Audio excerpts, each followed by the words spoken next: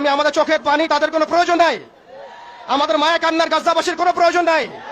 গাজাবাসীর প্রয়োজন অর্থনৈতিক সাপোর্ট, গাজাবাসীর প্রয়োজন সামরিক সাপোর্ট, গাজাবাসীর প্রয়োজন এমন একটা জাইশ, এমন একটা ফোর্স যেটা বাহির থেকে গিয়ে বাইতুল মুকাদ্দাসকে উদ্ধার করবে ইনশাআল্লাহ।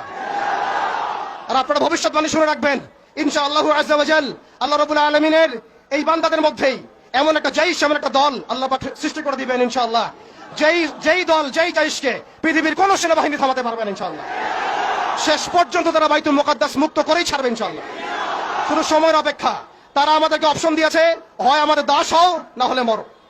শেষ কথা, তারা আমাদেরকে অপশন দিয়ে দিয়েছে, হয় আমরা তাদের দাসত্ব করব না হলে মরবো। আমরাও বলে দিচ্ছি, আমরা দাসত্ব করব না, আমরা হয় শহীদ হব অথবা স্বাধীনতা ছিনিয়ে নিয়ে আসবো ইনশাআল্লাহ। হয় আমরা শহীদ হব না হলে স্বাধীনতা ছিনিয়ে নিয়ে আসবো ইনশাআল্লাহ। আল্লাহ পাক আমাদের বাংলা তাওহীদের জনতাকে কবুল করেন, আমিন। ওয়া আখিরু দাওয়ানা।